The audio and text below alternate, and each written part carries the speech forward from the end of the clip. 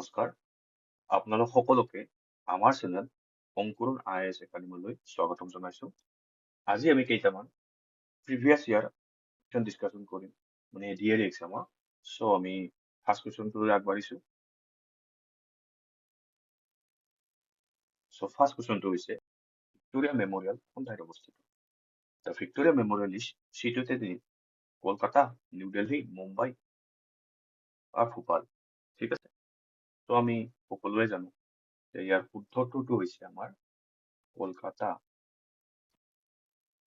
চ' Victoria memorial বিষয়ে অলপ কৈ দিছো। ভিক্টোৰিয়া মেমৰিয়েল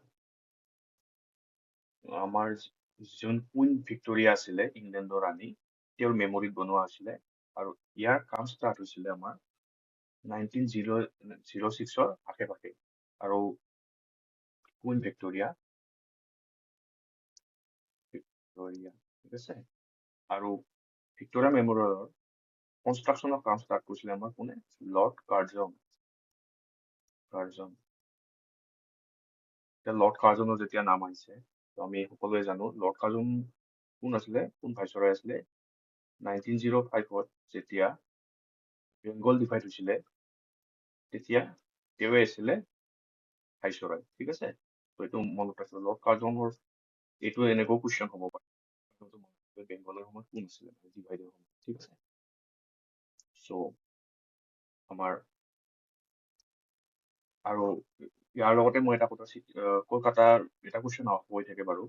কলকাতা আমি কি বুলি জানো? আমি চিটি অফ জয়। ঠিক আছে, আমি 2 নম্বৰ কুৱেশ্যনটোলৈ আগবাঢ়িছো এতিয়া। হিমা দাসে কোনবিধ খেলত অংশগ্ৰহণ কৰে? ঠিক আছে, in which track and field sport does Hima Das participate? Triple jump, long distance run, sprint, short distance আৰু হাৰ্ডলছ। ঠিক আছে, চ' ইয়াৰ আমাৰ শুদ্ধ উত্তৰটো হৈছে স্প্ৰিণ্ট। স্প্ৰিণ্ট হৈছে কি? যিটো মানে শ্বৰ্ট ডিষ্টেন্সত আমি কি স্পীডত দৌৰাটো। ঠিক আছে, যেনেকে 100 মিটাৰত আমি কি হয়, আমি ফেমাছ যেনেকে জানো ন আমাৰ হুছেইন বল্টৰ নাম, তেনেকুৱা সেই দৌৰটোৰ কথা কৈছে মানে। ঠিক আছে, চ' আমি হিমা দাসৰ বিষয়ে অলপ কৈছো। তেওঁ কি বুলি জনা যায়? Thing express. ঠিক আছে, আৰু তেওঁ হৈছে ফাৰ্ষ্ট ইণ্ডিয়ান ওমেন যোনে গ'ল্ড পাইছিলে। ক'ত? তেওঁ গ'ল্ড মেডেল পাইছিলে আমাৰ গ্ল'বেল ট্ৰেক ইভেণ্ট, যিটো IAAF ৱৰ্ল্ড আণ্ডাৰ-20 চেম্পিয়নশ্বিপ হৈছিলে ইন 2018। ঠিক আছে, 2018ত পাইছিলে তেওঁ। আৰু কি আছিলে? গ্ল'বেল ট্ৰেক ইভেণ্ট কি পাইছিলে? গ'ল্ড পাইছিলে তেওঁ। ঠিক আছে, আৰু 2018তে তেওঁ কি পাইছিলে? অৰ্জুন এৱাৰ্ডো পাইছিলে। অৰ্জুন এৱাৰ্ড পাইছিলে তেওঁ। আৰু তেওঁৰ সন্মানৰ কাৰণে অসম গভৰ্ণমেণ্টে তেওঁক DSP ৰেংকেৰে কি কৰিছে? ৰিকগনিশ্যন দিছে। ঠিক আছে, চ' এতিয়া আহিছো আমি 3rd নম্বৰ কুৱেশ্যনটোলৈ। 2021 বৰ্ষত অসম বৈভৱ বঁটা কোনগৰাকী ব্যক্তিক প্ৰদান কৰা হৈছে? Who was awarded the Assam Vaibhav Award in December 2021? First, Jitendranath Goswami, Ratan Tata, Ratan Thiam, Amal Prabha Das. So আমি জানো সকলো এইটো কি আছিলে আমাৰ ৰতন, তেওঁৰ কন্ট্ৰিবিউচনৰ কাৰণে। ঠিক আছে, চ' আৰু এই 2021তে ফাৰ্ষ্ট আমাৰ কি হৈছিলে? অসম বৈভৱ মানে এৱাৰ্ড দিয়াটো ষ্টাৰ্ট কৰা হৈছিল। ঠিক আছে, আৰু 2022 এই এৱাৰ্ডটো পাইছিলে আমাৰ কোন?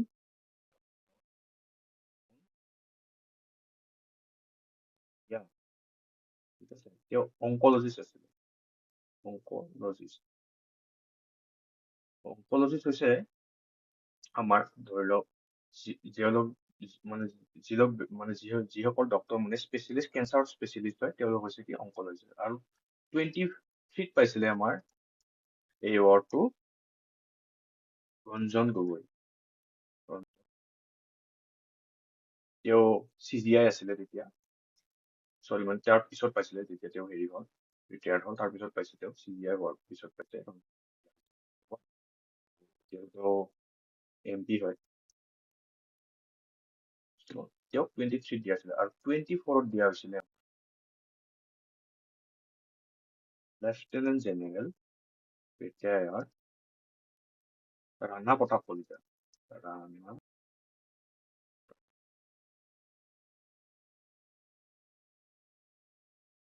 তো তেওঁক 2024ত দিয়া হৈছিলে তো 21তো নেক্সট এক্সামত নাহিব বাট ৰিচেণ্টটো আহিব গতিকে তথাপিও এবাৰ মনত ৰাখিব কিন্তু এইটোৱে অহা চান্সেছ বেছি আছে তেওঁৰ চ' 2024ত পাইছিলে কোনে ৰাণা প্ৰতাপ কলিতা ঠিক আছে আমি 4 নম্বৰ কুৱেশ্যনটোলৈ আগবাঢ়িছো নৰেন্দ্ৰ মোদী ষ্টেডিয়ামখন কোন ঠাইত অৱস্থিত ঠিক আছে Narendra Modi stadium is situated in Baroda, Surat, Mehsana, Ahmedabad. So,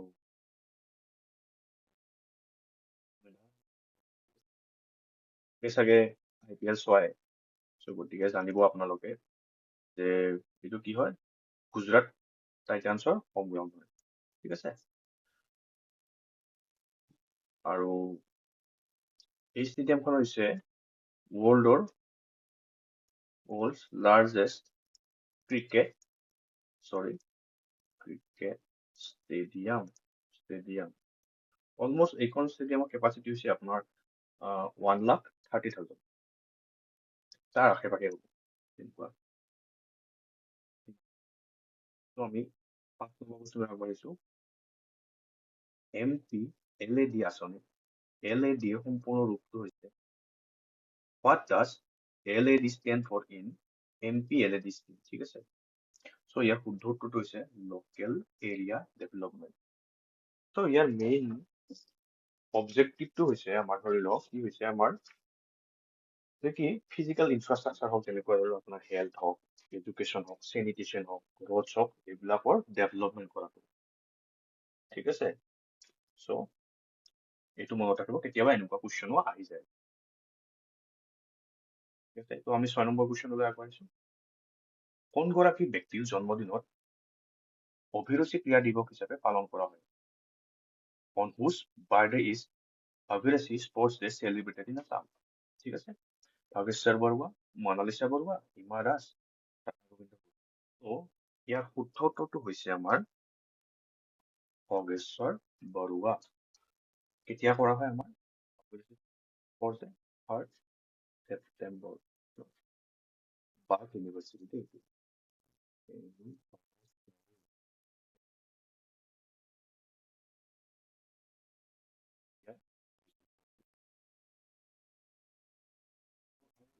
development কৰিছে গভমেণ্টে যে কি তেওঁৰ নামত সৰু সজাই যিটো স্পৰ্টছ কমপ্লেক্স আছে সেইটো তেওঁৰ নামত কৰা হৈছে যিজন অৰ্জুন ভগেশ্বৰ বৰুৱা স্পৰ্টছ কমপ্লেক্স নাম দিয়া হৈছে ঠিক আছে আৰু তেওঁক আমি জানোৱে তেওঁ ৰানাৰ আছিলে এজন বিখ্যাত চ' তেওঁ 1966ৰ যিখন হেৰি হৈছে এছিয়ান গেমছ হৈছিলে 1966ৰ এছিয়ান গেমছত যিটো 800 মিটাৰ ৰানিং হৈছিলে 800 মিটাৰ আৰু কি পাইছিলে তেওঁ গ'ল্ড পাইছিলে ঠিক আছে আৰু তেওঁ হৈছে অসমৰ ফাৰ্ষ্ট এথলেটিক যোনে ইণ্টাৰনেশ্যনেল গ'ল্ড মেডেল পাইছে আৰু সেইকাৰণে 1966ত তেওঁক কি দিয়া হৈছে অৰ্জুন এৱাৰ্ডেৰেও সন্মানিত কৰা হৈছিলে অৰ্জুন এৱাৰ্ড ঠিক আছে অ'কে দেন আমি আগবাঢ়িছো আমাৰ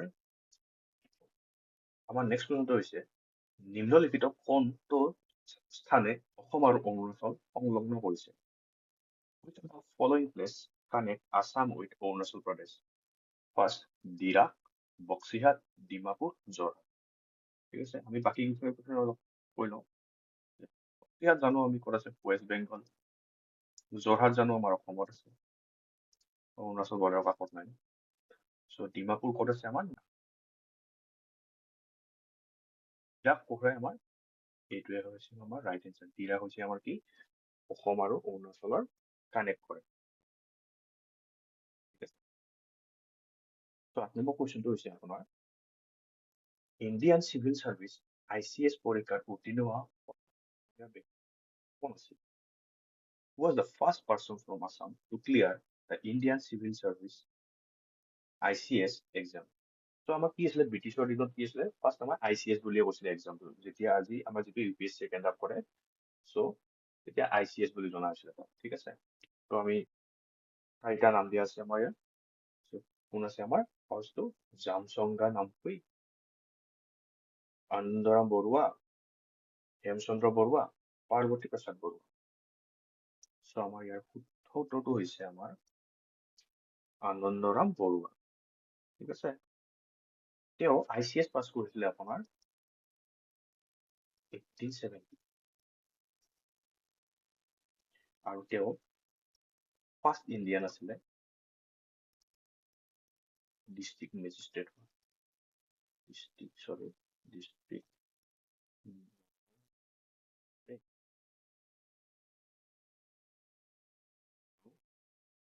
তেওঁ আছিলে অসমৰ ফাৰ্ষ্ট গ্ৰেজুৱেট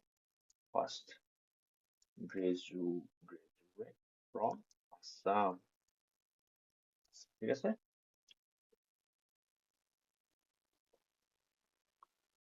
এটাৰ বিষয়ে অলপ কৈ দিছো মই আপোনাৰ। চ' জামচংগা নামফুই আছিলে আমাৰ, তেওঁ ইণ্ডিয়ান চিভিল চাৰ্ভেণ্টে আছিলে এজন ফাৰ্ষ্ট ST কমিউনিটিৰ পৰা যোনে IAS অফিচাৰ হৈছিল। ঠিক আছে। আৰু হেমচন্দ্ৰ বৰুৱা আছিলে আমাৰ কোন, তেওঁক আমি কি বুলি জানো ভাষাৰ ৰজা বুলি জানো ন। আৰু তেওঁৱে লিখিছিলে আমাৰ যিখন ডিক্সনাৰী আছিলে আমাৰ হেমকোষ, সেইখন তেওঁৱে লিখিছিলে। তো বহুতে এইটোত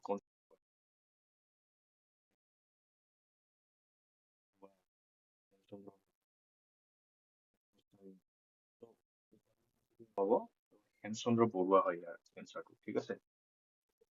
হেমকোষৰ কোন হয় ডিক্সনাৰী কোনে লিখিছিলে আমাৰ হেমচন্দ্ৰ বৰুৱাই। ঠিক আছে। আৰু পাৰ্বতী প্ৰসাদ বৰুৱা আমি কি বুলি জানো গীতি কবি বুলি জানো ন। হেমচন্দ্ৰ বৰুৱাটো মই লিখি দিছো আপোনাৰ বাৰু ভাষাৰ ৰজা।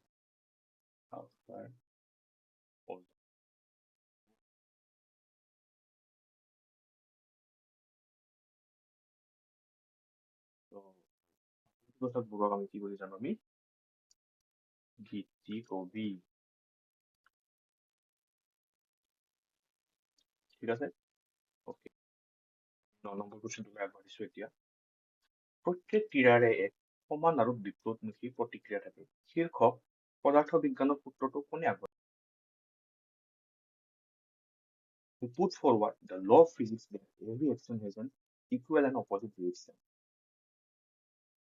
4টা অপশ্যন দিয়া আছে Benjamin Franklin, Michael Faraday, sir Isaac Newton, Albert Einstein. ঠিক আছে। তো আমি জানোৱে এইটো উত্তৰটো হৈছে আমাৰ কি চৰি sir Isaac Newton. Third law of motion, এইটো আমাৰ থাৰ্ড ল অফ মোশন দেই। ঠিক আছে। চ' 10 নম্বৰ কুৱেশ্যনটো এইটো আমাৰ আজিৰ দিনৰ শেষ কুৱেশ্যন দেই। তো জিম্বাবৱেৰ ৰাজধানী চহৰখনৰ নাম কি? ঠিক আছে। চ' what is the capital city of Zimbabwe? জিম্বাবৱেৰ কেপিটেল চিটি। চ' আমি জানো জিম্বাবৱে ক'ত আছে আফ্ৰিকাৰ আছে। ইয়াৰ কাষৰ হৈছে কাণ্ট্ৰি হৈছে কি চাউথ আফ্ৰিকাৰ কাষতে লাগি আছে। চাউথ আফ্ৰিকাৰ কাষত আছে দেই জিম্বাবৱে। তো এটা সময়ত জিম্বাবৱেৰ ক্ৰিকেট টিমো আছিলে মানে বহুত ভাল আছিলে। তো এতিয়া বাৰু ইমান ক্ৰিকেটত দেখা পোৱা নাযায় তেওঁলোকক, বাট এটা সময়ত ভাল ক্ৰিকেট হৈছে। জিম্বাবৱে হৈছে হাৰাৰে। আৰু এই জিম্বাবৱেতে আছে আমাৰ কি আছিলে ভিক্টৰিয়া ফলছ। ভিক্টৰিয়া ফলছ। ঠিক আছে। ৱৰ্ল্ডছ লাৰ্জেষ্ট ৱাটাৰফলছ ক'ত আছে আমাৰ জিম্বাবৱেতে আছে। আৰু এখন কাণ্ট্ৰি আছে মানে বৰ্ডাৰত আছে আমাৰ জাম্বিয়া। জাম্বিয়া আৰু জিম্বাবৱেৰ বৰ্ডাৰত আছে কি আছে আমাৰ ভিক্টৰিয়া ফলছ। জিম্বাৱে একেই হয় ন নাম কেইটা দেখিবলৈ। ত' সেইটোৱে। ত' আজিলৈ আপোনালোকক এইখিনিতে সমাপ্ত কৰিছো। ধন্যবাদ।